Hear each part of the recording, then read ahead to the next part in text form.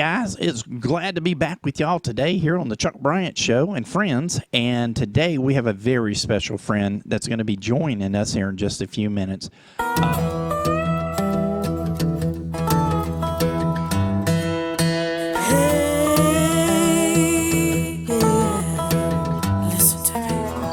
Billy Ray was a preacher's son, and when his daddy would visit, he'd come along. When they gathered around and started talking, that's when Billy would take me walking. Through the backyard we go walking. Then he'd look into my eyes. Lord knows to my surprise, the only one who could ever reach me was the son of the preacher man. The only boy who could ever teach me was the son of the preacher man. Yes, he was. He was. Ooh, yes, he was.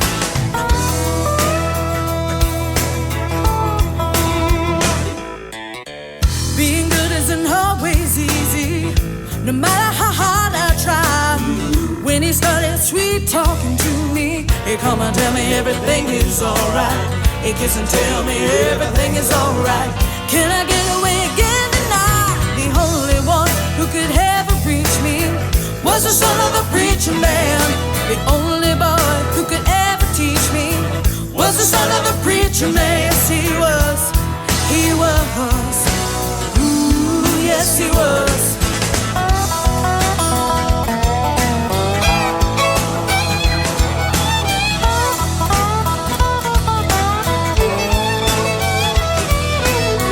How well I remember the look was in his eyes, stealing kisses from me on the slide, taking time to make time, telling me that he's all mine, learning from each other's knowing, looking to see how much we've grown. And the only one who could ever reach me was the son of a preacher man.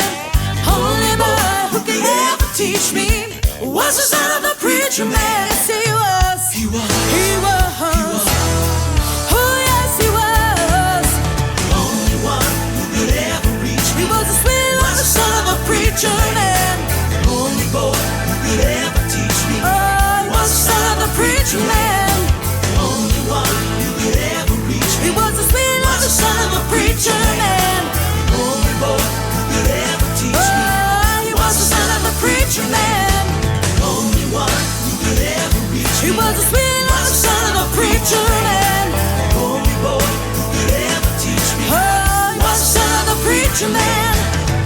He was. He was.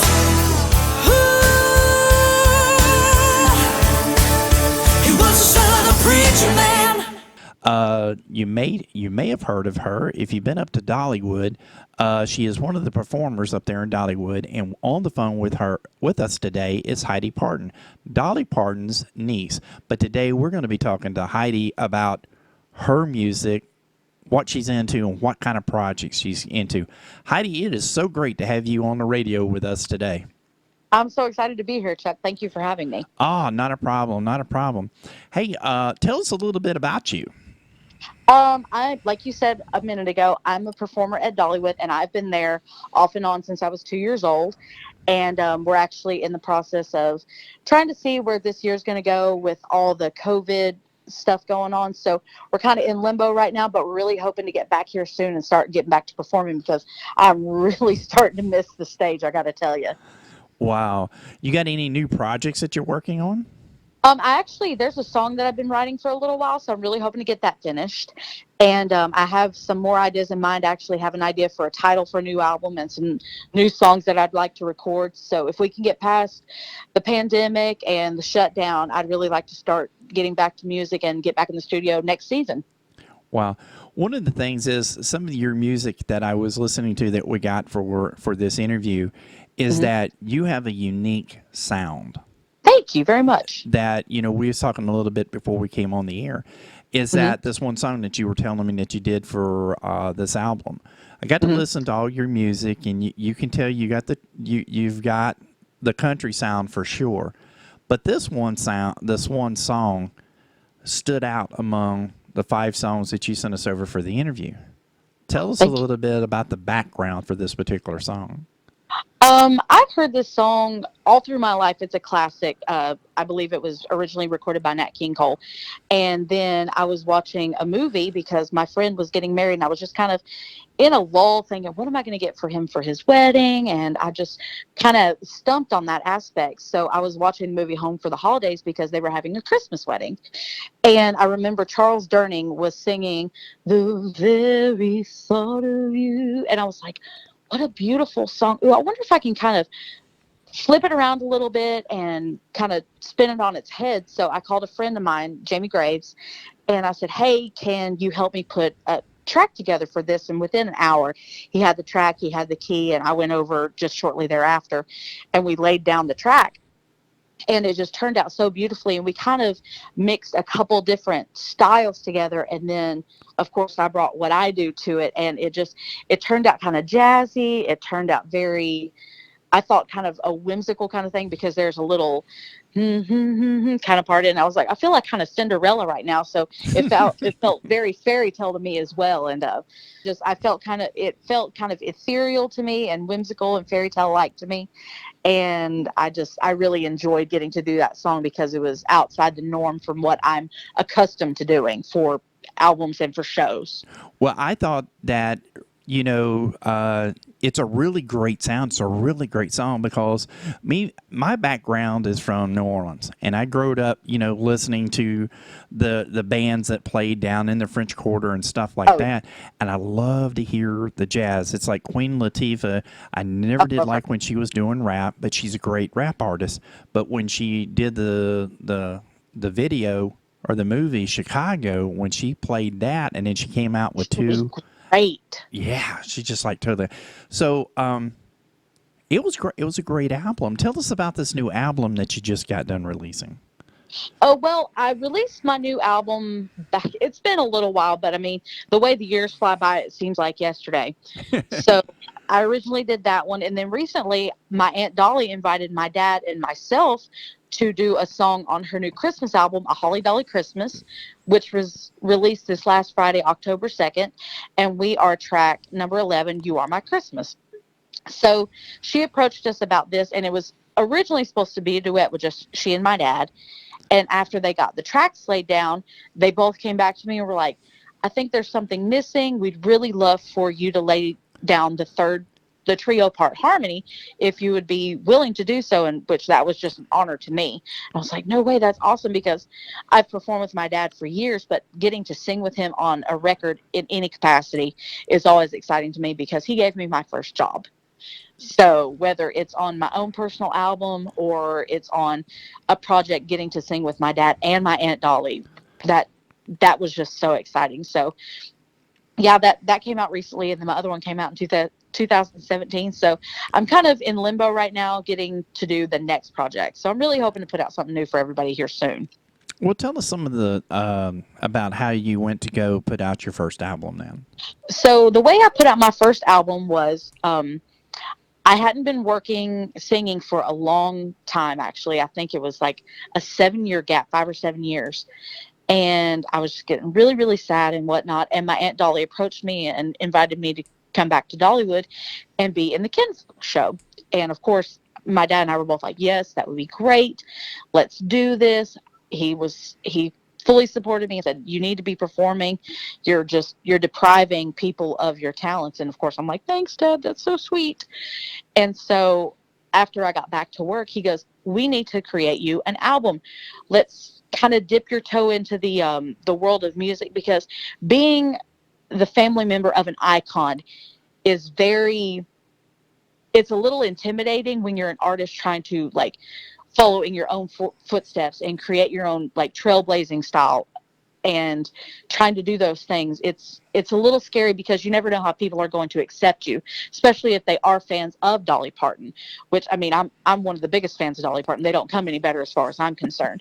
But trying to step out and implement her without like holding on and like trailing on her coattails. Right. So we were like, well, let's pick a few songs that I really love, that I've grown up listening to, something that suits my voice, suits my personality. So Dad and I got together and we picked out the songs that are on the album. And we had a lot of fun with that. So we got in the studio, did that, and that was in 2012. And for some reason, it got put on the back burner for a few years. Something happened, and so it got delayed. And then in 2017, the March of 2017, I lost my older sister in a very tragic accident. So that in itself kind of delayed me on a few things. But I Right. remember thinking to myself, I go, my sister's name was Tiva. She thought that I was such an awesome singer. And I'm kind of doing her an injustice by not getting out there and doing something and like supporting her memory. So we got back in the studio and did a couple more songs and put the album out. Like we went from May and then to September and did the album, did a photo shoot, got a party started, got on iTunes, did all these things. And then the album was out. It just, people ended up loving it. And I was so excited and so happy that people accepted me in a way that I wasn't sure if they would. And that's one of the reasons I'm so sad that I haven't had the opportunity to put out new stuff, because people really enjoy it and people are begging all the time. So that's how that came to be. It was just kind of one of those dip your toe in, see how people accept you, and people really accepted me. So I thank them for that every day, that people love me and want me to put out music that I love to do and inspires them. I've done a lot of people love my music for weddings, and I actually did.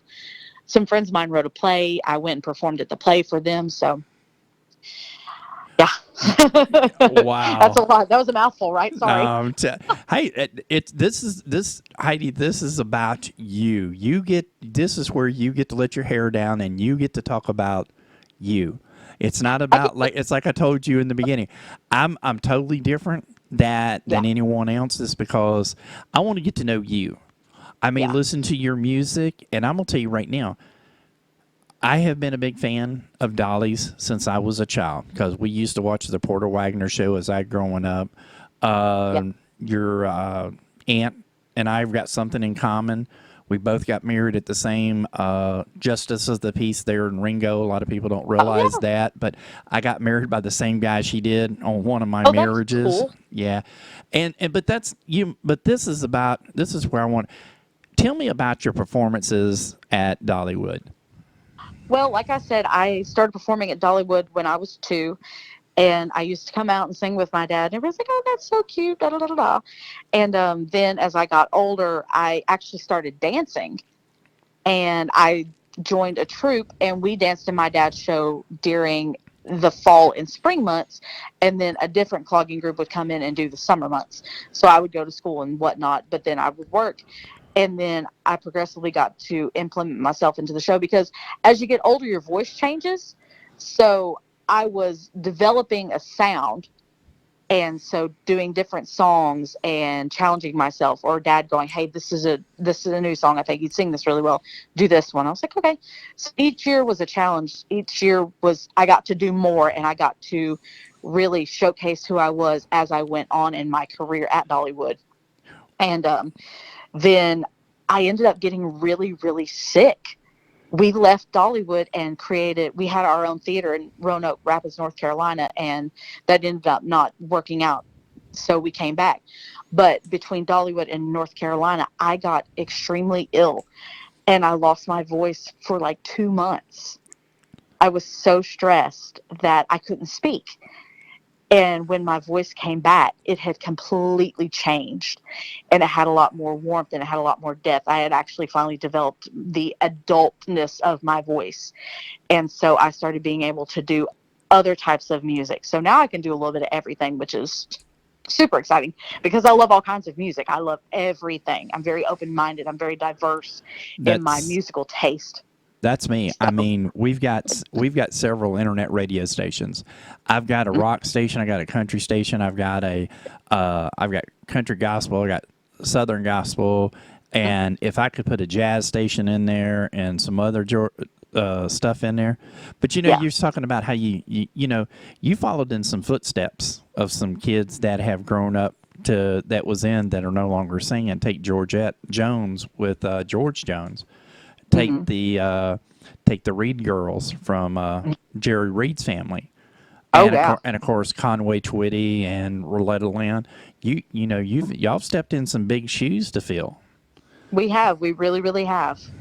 And it's kind of like the song George Jones once sung, "Who's going to fill their shoes?" Well, Exactly. y'all are the next generation that's going to carry on the country music or whatever genre you go in. You're the one that's going to carry this on to the next level of fans. Yeah. And that's one of the things that I love so much about music is I'm getting to bring aspects of my aunt and my dad into it, but I'm still representing myself as well. So it's like I'm not just filling shoes, I'm wearing my own pair, but they match. Yeah, there you go. I love cohesion. There They got you. to match. So, So but yeah. what's on the horizon for Heidi? Um, Hopefully a new show at Dollywood. That is definitely a goal. And getting back into singing. And like I said earlier, I'm really ready to get back in the studio. Like I said, I started writing a song about like kind of my perspective on who I am as a part in myself. And I'd really like to build on that a little bit more. And then doing some new songs that really represent me as a person and who I am now and who I've grown to be. Because I mean, I know a lot of people. I've spoken to several of my friends just in 2020 itself, just how much people have learned and grown and developed and figured out who they were as people. And I have too. So I'm looking forward to actually getting to sing things that mean something. They're not just, oh, I love that song. This song is very important to me. It is a part of who I am. And I'm kind of reintroducing myself to them as a woman now. Because I mean, when you're 26, you're a woman, but are you really grown? I've learned a lot between 26 and 34. I can imagine. And it's like, wow, just this year itself has taught me so much. It's been a challenge. And when it's happening, you're like, oh my gosh, I can't get through this. But you do. And you've grown and you've learned something. It's like, I can take this with me, implement this into my next project, and it's going to have much more depth to it and have much more meaning and touch someone else on a level that they didn't realize they needed. And it's like, oh my gosh, this person has really changed my life, and this song really got me through this time in my life. So that's the goal. Like I've said since the beginning, I'm changing the world one song at a time. I just got to get back in the studio to do it. Wow. Well, the thing about it is we look at music in a spectrum. I'm not a musician. I wished I could be. I mean, would love to play the guitar. I'd love to play the trumpet or the trombone. What more could I do if I could do that? And those were my favorite instruments when I was in high school. Yeah. And I remember at the age of 14, Mom, Dad beat it in my head to become a musician. And here they were. They threw me into guitar lessons because my grandfather bought me a guitar when I was 6 months old.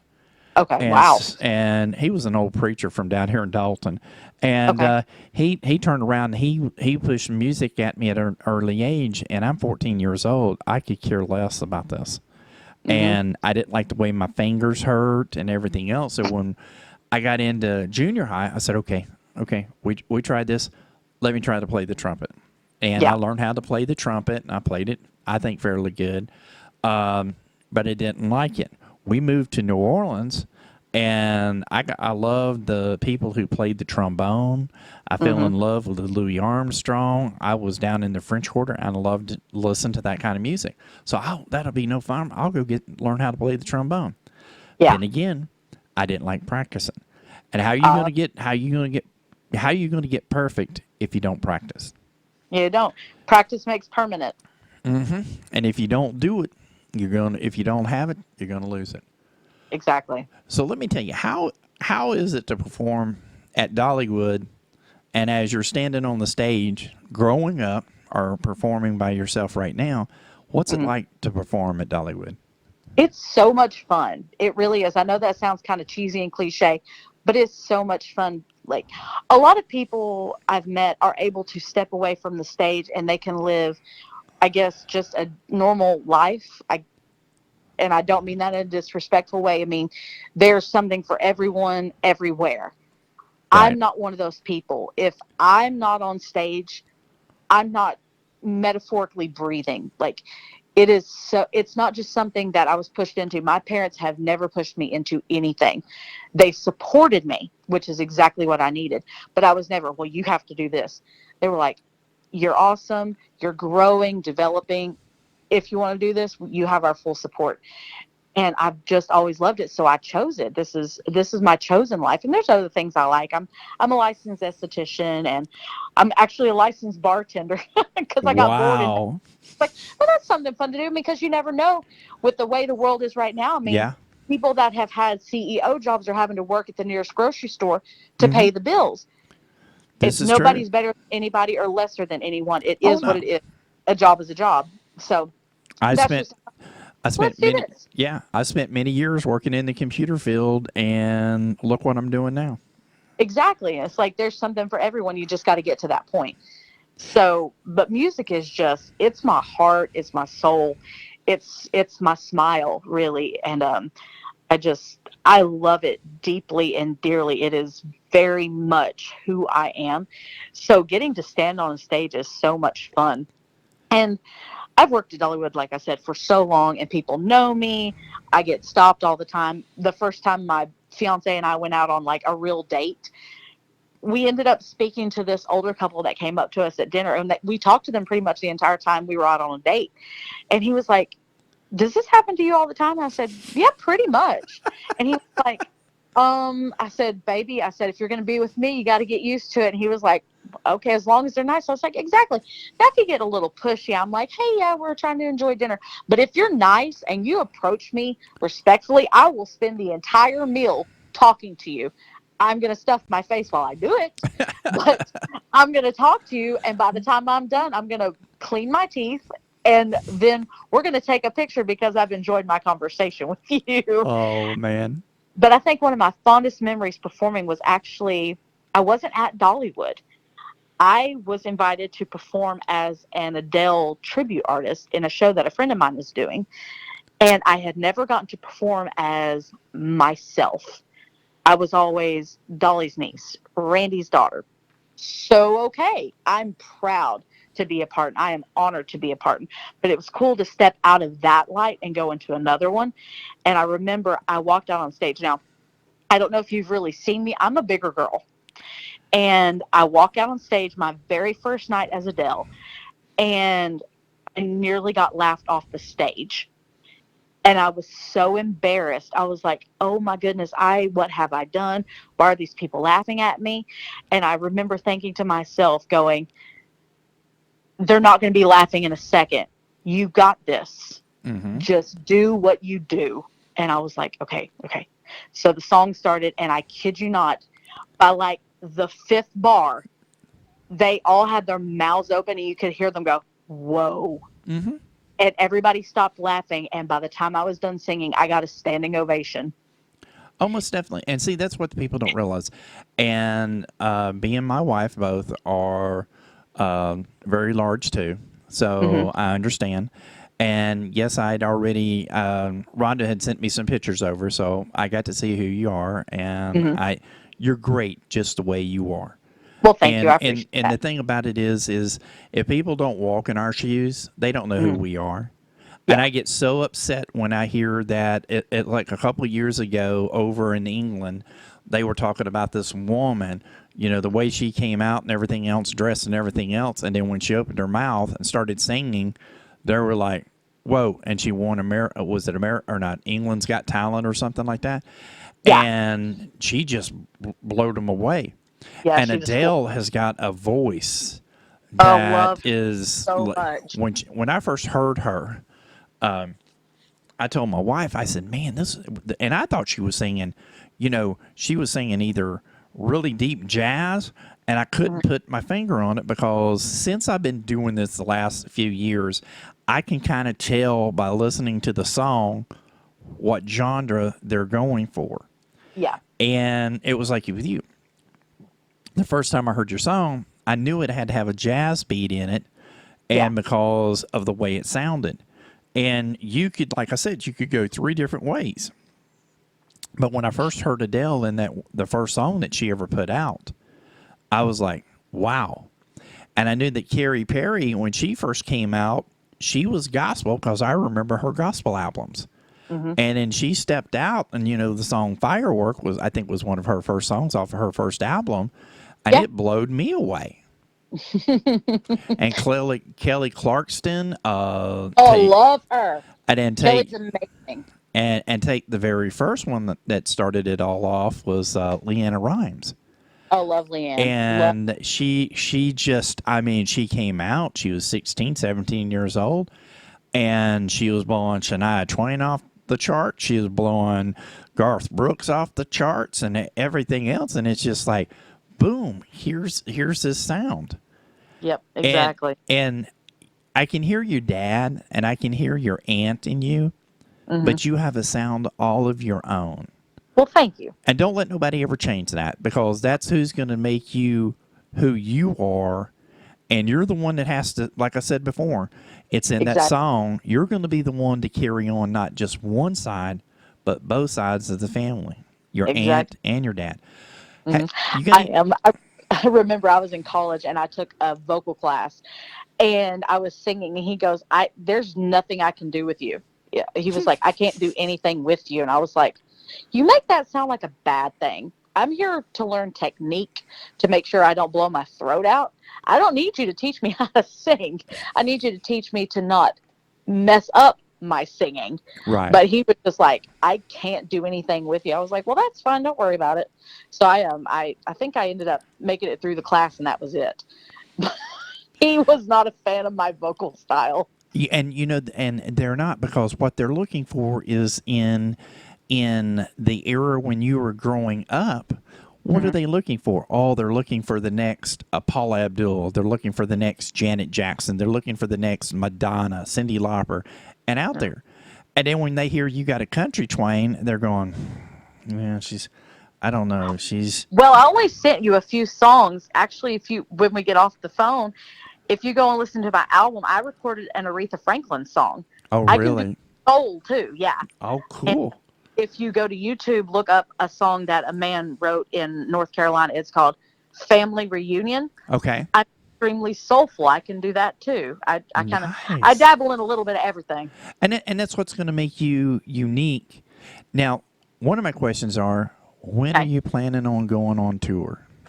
Oh, I don't know. That is a dream of mine. I've always wanted to travel the world and sing for people in every corner of the world. So I would really love to do that. That's like part of the 5-year plan. Yeah. Oh, I'm aiming for that because like times are different now. You don't have to be 22 years old and then all of a sudden at 26, 28 years old, you're obsolete because you're too old. Times are changing. People are changing. People's views of people are changing. And I'm just now getting to a good point in my life. I'm just now figuring out who I am as a person and an artist. So I'd really like to go out on tour maybe in the next 5 years and I'm always going to do music. That's period, the end. Mm-hmm. I'm always going to do it. So I plan on touring in a little later on in my life and to do it. Well, I'm going to be like my Aunt Dolly, hopefully. Like I'm probably going to like kill over on stage basically. So I'm always going to sing. And, but yeah, I'd really like to do that within like the next 5 to 7 years. And I'd really like to tour the world. This year we have lost so many great artists. We lost Eddie Van Halen yesterday. Yeah, that just like and John Nash, and I was like, no. And what? Yeah, and then last week we lost Mac Davis. Loved Mac. What a nice man. Oh man, he was all funny as get out. Oh yeah, he was. Great. I remember him when he had the Mac Davis show back in the 70s. Yeah. And it was like Mom and Dad had to watch every country show there was. So I remember them. I even remember when Jared Reed had the Nashville place. He was on it quite a few times. But yeah. The thing about it is that this year has just been. I've lost. I liked Eddie Van Halen because I'm a big Van Halen fan, and especially with Sammy Hagar. But one of my 2 of my favorites this year has passed away. And that was one of your aunt's closest friends, Kenny Rogers and Charlie Daniels.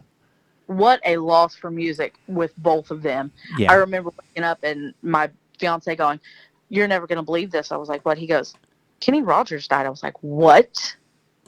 And nobody knew he was sick. That was, I mean, maybe some of the close family members, but Yeah. I remember YouTube videos and everybody talking, and they were saying we didn't know he was sick. That was a really close thing. And an artist or a movie star here just a while back, the one that played the he was in the Avengers and the Panthers. The Oh, yeah, yeah. Yeah, Oh, man. and nobody even knew he was sick. And I can't believe. And here's the thing: here's the internet, here's the paparazzi, and nobody knew it.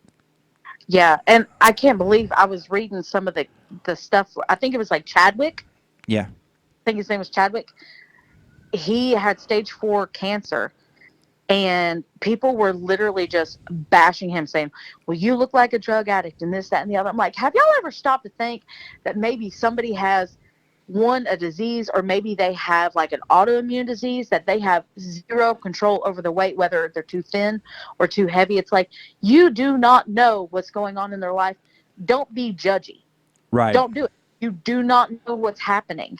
Yeah, And remember looking at him, I was like, he doesn't look like he feels well. yeah, And when I read that, I was like, well, that makes a lot of sense. Bless his heart and his family's hearts. That's just awful. yeah, Because we lost my youngest uncle. It'll be 2 years ago this year, and we lost him to cancer as well. And he was very, very thin as well. So I mean, you kind of look at him, you kind of know. You're like, he looks like he may be battling cancer. So yeah. that was just pitiful. He was a great guy, and well, I know that you're in the studio right now. You're very busy. I thank you for taking the opportunity to be here with us on Chuck Bryant and Friends. I thank you for having me, Chuck. Thank you so much. It's an honor to interview you today. Hang on just Well, one. hopefully in the future we can do this in person. Hey, that would be awesome, because I would love to come to Gatlinburg to see y'all. And I've never been to Dollywood, and wanted to never have. I've always wanted to go. I've only been to Gatlinburg since we moved back up here from Florida. I've been up to Pigeon Forge about 3 or 4 times, and it was to go to NQC to go to that. And I'm just like, yes, love them. yeah. Hang on just one second. Okay. Hey, you've been listening to the Chuck Bryant Show here with our very special friend today, Heidi Parton, and it was such a great interview today, and you'll be hearing more great interviews like this in the near future, and we'll see you again next time on the Chuck Bryant Show.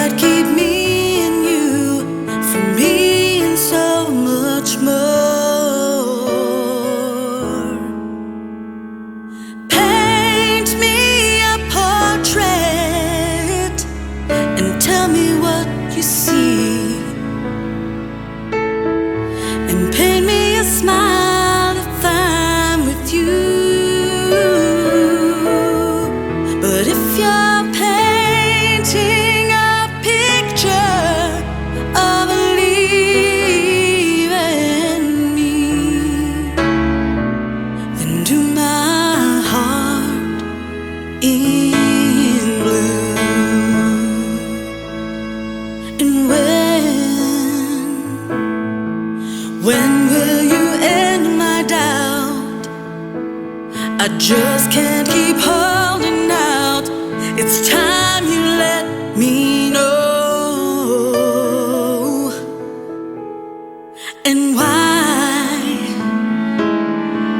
why is it so hard to find what we really are? They say the time may show.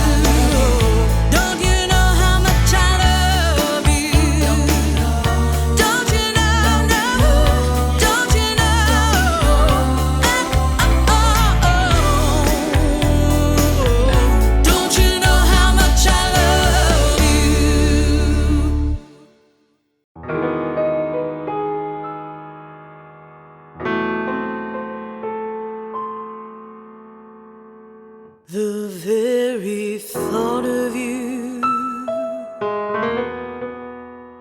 and I forget to do the little ordinary things that everyone ought to do. I'm living in a kind of daydream. I'm happy as a king, and foolish though it may seem to me, that's everything. The mere idea of you, the longing here for you. You'll never know how slow the moments go till I'm near to you. I see your face in every flower, your eyes and stars above. It's just the thought of you, the very thought of you, my love.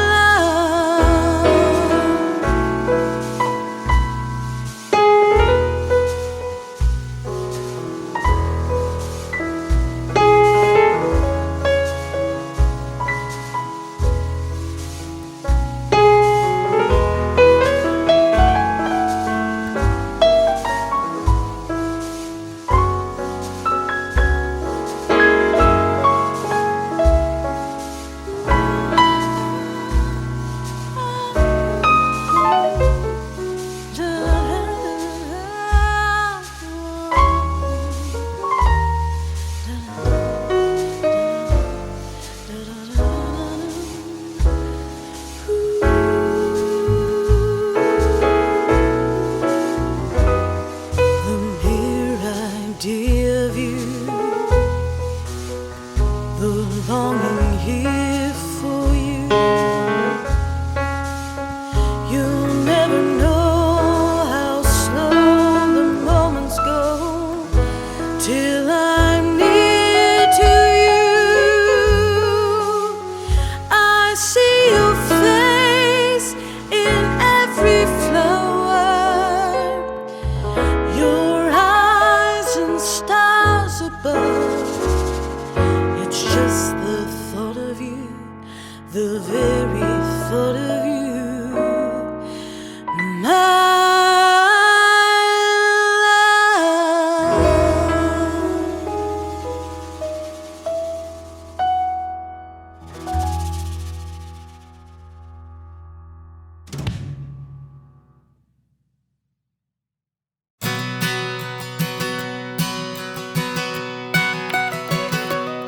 When the long hard day becomes a cold dark night, and I feel my strength slipping away, when I cannot see any help inside, and I feel no love anywhere, I'll be turning to you.